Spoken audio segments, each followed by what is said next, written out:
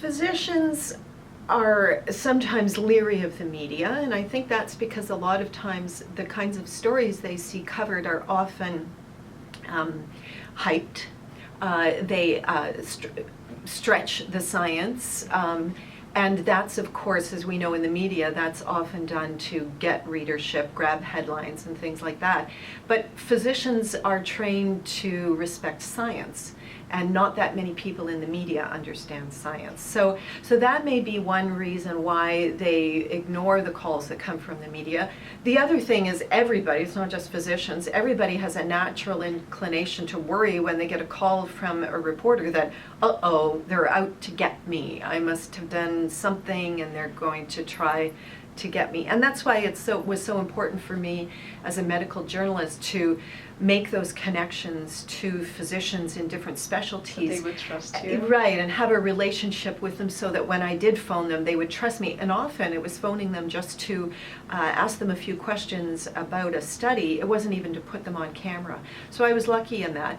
And I think that I would encourage, and I do talks now to physicians about the media, and I encourage them not to ignore the phone calls from reporters, even if it is something controversial. When they go into medical school, mentors, leaders, I think, if it's an outdated attitude. Not all of them have it. I don't want to overgeneralize here, but I can remember,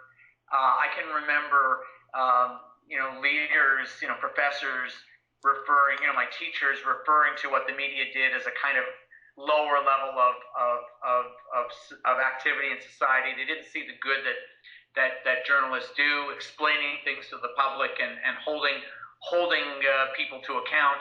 They didn't see those as valuable. They tended to see health professionals as always good, always acting in the patient interest, and that if a journalist asked tough questions, they were quote unquote digging for dirt. And that kind of, that's an old style attitude. I think that's changed somewhat, but not completely. So that's the old cultural reason. The second reason may be more important these days. 30, 40 years ago, patient confidentiality was an important ethical principle in the Hippocratic Oath and beyond.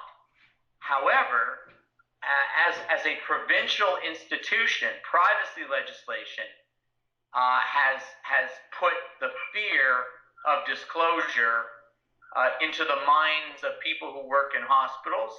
In Ontario, for instance, each offense, since the advent of privacy legislation, each offense can cost hospitals thousands of dollars in fines.